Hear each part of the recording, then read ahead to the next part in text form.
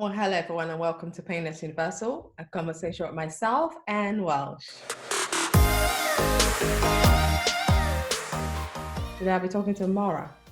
She'll be telling me about her 8-year-old son, Ryan. He's overcome so many challenges, and one of them being Down syndrome. And one thing that inspires me is that she's so determined to bring him up as normal. And never has she ever mentioned the word or ever discussed the issue of Down syndrome with him.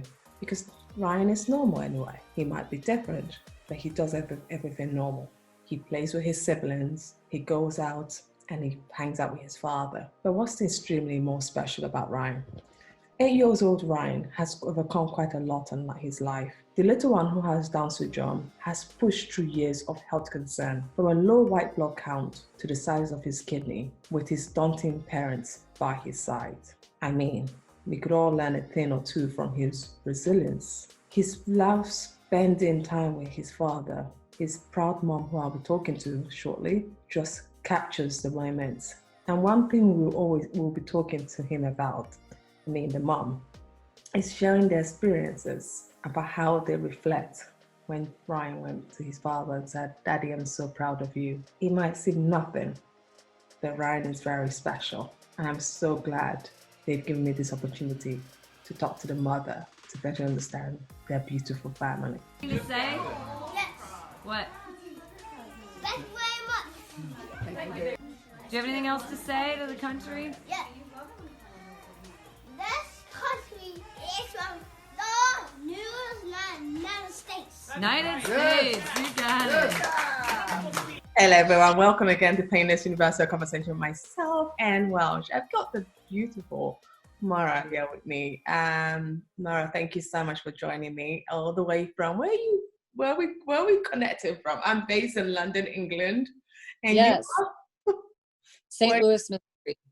Oh, wow. Yeah. And yeah, I'm so glad we were able to connect because we have a beautiful topic we have to talk about today, which I saw your story. I think it was it probably went viral on Instagram, and I literally picked it up because I saw this beautiful story headline: 8 years old boy said, "Dad, I love you," something along that line. And I thought, wow, this is really amazing. Before we even get to that story and what connected the two of us, can you just tell me a little bit about yourself and your family that's what's connected us to get to this point? So we live in St. Louis. My husband and I have 3 kids, and ages 10-year-old boy, JP, 8 years old is Ryan, who is in the video, and Catherine is 5. And Ryan has Down syndrome, and he is, it wasn't an easy road at the beginning, but he's doing amazing. And so I don't know what to say. He's riding a bike without training wheels. He's playing lacrosse in the same club as his brother. What else? He's like almost at grade level in every subject, writing paragraphs and doing fractions and telling time, which is definitely more than I was doing going into 2nd grade. Wow. And so it's certainly been a humbling road, learning by baptism of fire, and really, I guess, people might look at him and think, oh, he was born high functioning, or that people always ask, are there different spectrums of Down syndrome? And no, he wasn't born high functioning. His health was horrific for the first 6 years, and I knew he could do anything. I think I read enough when he was little to learn about the brain, that it's malleable and forms with experience. So I just figured he was going to set new outcomes. I didn't like the outcomes that were out there. And I think when anyone is given a diagnosis at birth, or a chronic illness diagnosis, and I'm sure you can relate, it puts you in a box with limits. And particularly with Down syndrome, not only cognitive limits, but health outcomes that are really just, yeah, they're gonna, I mean, just horrific stuff. Like he was on a suppository every day for over a year. And I know that's like too much info. My husband always rolls his eyes when I say that, but I mean, to give you an idea, like our daily quality of life was not amazing. And we turned over a lot of rocks along the way, and things that worked and things that didn't work. And I realized very quickly when they told me his white blood count at birth was very low. And I was like, well, what do we do to fix that?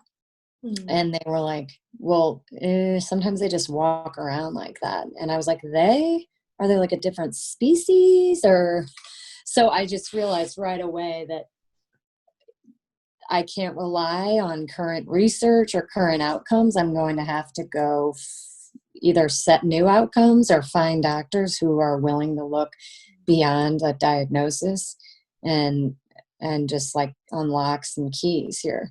And so his white blood count is now in normal range, and all his labs are in normal range after 6 years of chronic acute respiratory infections, and just one infection after the other. And his kidneys were both too small, and one was 2 standard deviations smaller than the other. Now they're both growing the same size and growing normally for his size and age and weight. So I guess it's been a long road, but it applies really to just any human who's looking for more.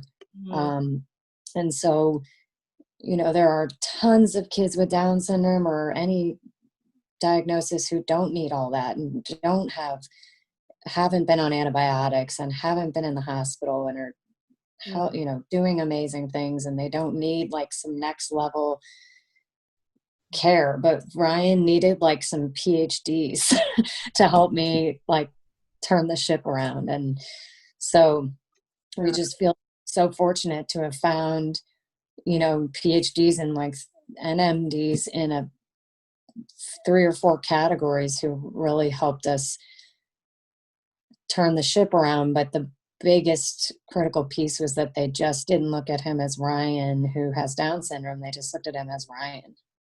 That's what I think honestly, that is what drew me to your story. I think because like you rightly said, I was diagnosed with a chronic illness at 6 months old, and sickle cell anemia is not something everyone knows about, and making it worse for us is an invisible illness. So people see you and automatically think you're fine, but you're suffering. And it was very, very difficult for myself growing up. I was always sick in hospital. I didn't realize that I could actually find my own space, my own life, because we were always in a box. I remember someone telling me when my brother passed away, he was 10, and someone came to me and said to me, that shouldn't have been him. He's the healthy one. Why did you not go? Because you've caused so much problem to the family. And I always thought, you hear that and you just think to yourself, that is like mind blowing that you're even mentally.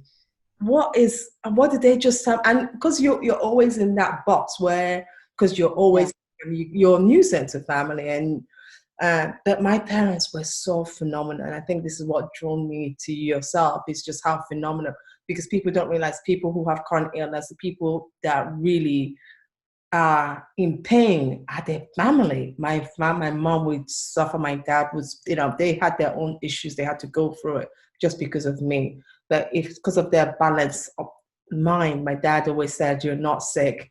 He treated me like every normal child. I never saw myself like I was different. I only saw myself like, if he's achieving this, I can achieve it. And this, honestly, is what really drew me to you. I said, I have to really talk to someone else who believes that no matter what circumstances this has thrown at her, she's not treating Ryan like he's a sick child. He's whatever, Down syndrome. He is Ryan, and he is a handsome young man. And I love that about you. But when you first found out about him being Down syndrome, how did you take the news, and how were you able to adapt? Because lots of mothers are struggling with that adapting phase. How are you able to do that? I think I'm gonna cry. I think everyone goes through their grieving period, and first I want to say, like, nothing I post is really about Ryan or about our family or me, or it's really about improving the trajectory of all kids with special needs or chronic illness, because I think, like I said, that message you get at birth or along the way when you're trying to figure out the right school and therapy, that messaging of limits is stifling. And so that's really what this is about, is improving that awareness about the brain is malleable, it's not fixed, and some of these health outcomes that Ryan's physicians have achieved, can really shed new light on what that can do for all humans, really. And yes, grieving and mourning the loss of what you thought you had is certainly part of it. I don't know why I'm crying, but Crying, but it's such a beautiful thing. Think about it. Is sometimes we hear things that we don't think is the normal route. I know when I first started understanding I had sickle cell, it was so difficult for me to really process that in my mind, because I was more touched by the fact that I could never be what my sisters were. That was my only concern, that I couldn't do the jobs they were doing. But we found a way to it made my family so close. We are the closest family ever. And not just that, it made our relationship with the world much better. I have a better understanding of human beings and how they react with illnesses.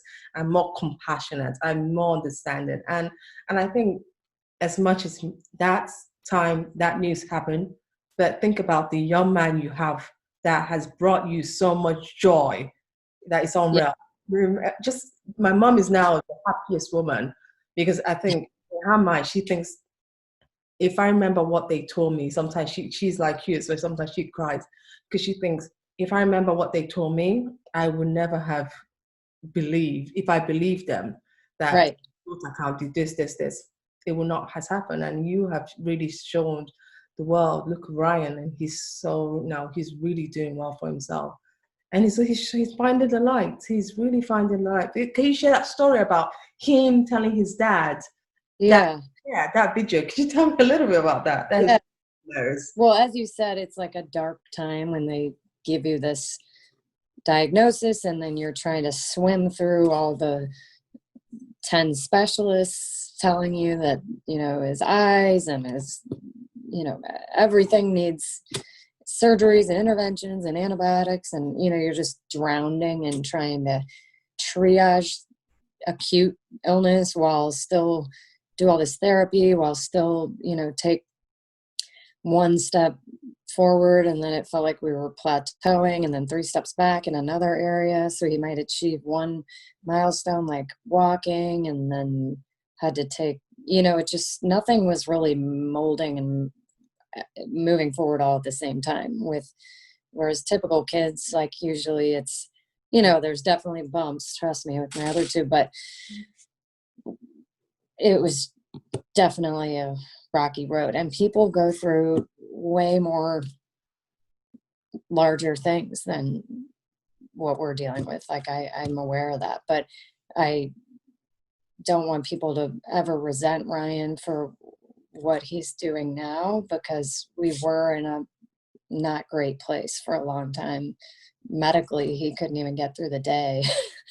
Like in kindergarten, we had to pull him out, and he was sleeping on the floor in the library, and he was verbal, but he didn't have the language to say, I don't feel well, and all this stuff. So I don't know if you saw that email I sent you. We were able to find a few different PhDs who helped us turn his health around and his language, like acute language acquisition with applied verbal analysis, which is a subspecialty of ABA therapy. And rather than just teaching him skills and independence, they really focus on closing the gap on that language deficit, which is, she says, one of the biggest pieces, like 90% the piece that would cause behavioral problems. And Ryan had a flop and drop that was annihilating, just stubborn. And now looking back, I realize a lot of it was his health. Like he didn't have a chance let alone the language to say, I don't feel well. So anyway, that video with the skipping was really kind of a culmination of a lot of hard work. And his doctors a few weeks ago, I just, every once in a while, I kind of stop and bring in data, and I'm like, all right, he's doing really well in these several things, but language, fractions, telling time, all this stuff, but I feel like he's still can't do some of these preschool skills like that we dropped the ball on, like skipping and jumping jacks. And like, what is it, a brain connection thing? And if we could just get his brain and his muscles and hand-eye coordination to fire on all cylinders, I think he would over a lifetime need a lot less therapy. It's not like I'm going to graduate him out of therapy and he's going to go to MIT, but I didn't go to MIT, but I knew he had it in there, but he would kind of forget the previous step to tying his shoes or this and that. And so she just focused on this one PhD, focused on like the connections between the body and brain. And I don't know how to explain it, but it was like within 2 weeks, he could do all those skills. We worked at it. Like what you don't see in those videos is I made him practice a bunch in the neighborhood right there. We were out in Colorado on vacation, and I made him practice. And then he always likes to show Jack, my husband, his dad, what he learned, and he gets to come in for the final, like, yay, look, you're skipping. And even Jack was like, great, because he didn't realize how much work it took. But same thing with jumping jacks and just all these like preschool, kindergarten skills. And he's going into second grade and really should be going into third grade because we held him back a year. So it's still late, but it's more about like just not giving up. And sometimes you got to come at it from another angle. And have you ever read that book Range? No, I haven't. By David Epstein. I read it I think at the beginning of this shutdown, and it just kind of reminded me how it's about how coming at things from one way typically doesn't work that well. And some of the biggest breakthroughs in inventions or medicine, or like the person who invented the internet, he didn't just have a background in like computers. He had a background in like 10 other things that were irrelevant, you would think. Or sometimes the doctors who come up with the biggest breakthroughs read about all these different hobbies, and and they just have different ways of thinking of things. And so whereas my background was just political science and French undergrad, knew nothing about teaching or child development, and then worked for Merck and then sold medical devices. I was in this Western medicine box and pretty close-minded and pretty arrogant about like anyone who tries anything else. But then like all these families out there who are desperate for more, and they think they can rely on research to bring them what they need. I realized that 90% of the research is not funded until, all the research is not funded until 90% of the work is done or complete. So I knew I would have to go out and find some PhDs who could do the research and then find a way to get it funded to help others. And so really at birth, when we learned Ryan had Down syndrome, I knew that I wanted him to achieve more. What parent doesn't? But I felt this duty to have him help improve the trajectory for future generations. So that whole skipping video was really just more about coming at things from other angles. And sometimes you got to turn over a bunch of rocks to get there, even if it's late. That is such a beautiful video because that video really sums it all. It sums that this is a young boy who is not too concerned about what he has and is not bothered about it. How are his siblings with him? They are, I'm going to cry again. they're, So this is not good. they're just They're not, amazing oh wow. with him. Like his older brother, JP, a lot of times reminds me that he can do things that, like, for example, I'll never forget when Ryan was learning to walk. He had that Nimbo walker, they call it in the US, where they have to pull the little walker around. And JP was like 2 or 3, I don't know how old he is, 3 or 4. And he had one of those little red cars, cozy coupe cars. And Ryan was taking steps with his Nimbo walker. It was like the first day he had it. And I was so proud. And he walked up to JP's car and JP like spat off like, no, dude, you're going to chase me. And I was like, what are you doing? He's finally taking steps. Let him take steps. You know, I think he was trying to let go of the walker and hold on to the car, something big.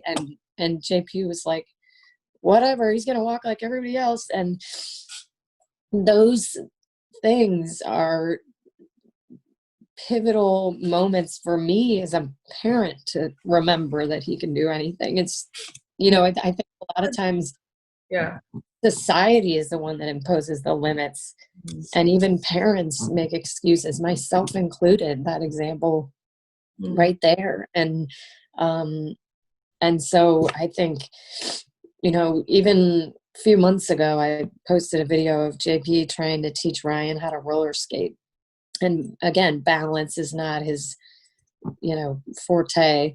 And so he was on like these old school Fisher Price roller skates, and JP plays hockey and he's teaching Ryan how to do crossovers, which is like a hockey move that I can't do on skates. And I came out, I wasn't even out there watching. I came out and watched, and JP had put his stick on the ground for Ryan to then do a jump crossover, which is like, I guess what a hockey player does when they're trying to jump and sprint off, right? And I was like, JP, what are you doing? Did you learn how to do jump crossovers the first day? You learned crossovers? It took you like, you know, forever to learn crossovers. And he goes, no, Mom, but he's doing amazing. Oh. Meaning like he was setting Ryan's bar not only higher than his own, but letting, you know, rather than being jealous, he was like letting him achieve more, even though he knew it was hard. And, you know, so, and then Catherine, who's 5, she has Down syndrome, but we don't really attend any events or we don't go to things. And those are wonderful for people who find that helpful. I guess I don't know, I guess we were just drowning and trying to figure things out, but we also were worried that it would have Ryan, that would define Ryan. And really, Ryan's just Ryan, and we're going to help him achieve what he can achieve. And, you know, maybe we'll start going. I don't know. But Ryan is just Ryan. I mean, there's nothing more you could say. Ryan is just Ryan, and it's best that he figures and find Ryan out, it's best he starts off not letting the society define who Ryan is, because I think that helped me a lot. I never went to any of the events. I had a friend that had sickle cell, that I didn't really go to event because I think sometimes if I went to too many of the events, that would probably define me. I would say, well, that person can't do it, so why am I even trying to do it? But so I was always able to make that decision. And when I felt I was older enough and I wanted to know more, then I joined the Sickle Cell Society, and I learned more. And when I knew that time was past, I had to leave because I was like, I think I've learned enough. I need to be back again on the road again by myself, because at the end of the day, we're all going to be in the road by ourselves. And as much as there are many people born with Down syndrome, sickle cell, you will still meet other people. So I think it's so important that we learn to blend with other people as well, rather than segregating our both and saying that this is the only people we could work Yeah, and I think that's why I love what you're doing, Ryan. Ryan is just Ryan, and he should figure it out himself what he wants to do. In our final conversation, what would be your hope and message to other families out there who who are going through something similar but not sure what to do or how to deal with the situation? Yeah, I think for any family going through a chronic illness, Ryan's story has inspired a lot of people. I'm happy to help if people want to reach out. I'm happy to help, but also just the overall message is, um, you know, when what you're doing is not working, you have to change up your game. You can't keep doing what you're doing if it's not working. And I mean, every one of Ryan's therapists and physicians along the way have been working their tails off with what everyone's known at the time, right? And sometimes, though, you have to keep looking and finding those people who will look beyond a diagnosis or will be the pioneers to find the answers you need. And I always say, like, no limits. Like, you can't be continuing to work with people who are putting you in this box with limits. And in our case, like, we put Ryan in a private school and he's in a general education school, and the head of school was like, of course we'll do this. And we brought in all these private therapists, and that cost is insane. But I think if we can help raise the bar overall, it will become new standard of care to have a higher bar. And maybe at birth use that ABA behavioral therapy for all kids with genetic abnormalities or special needs, so that they can learn those executive functions, skills between ages 0 to 3, so that by the time they go to preschool and kindergarten, they're closer to age level.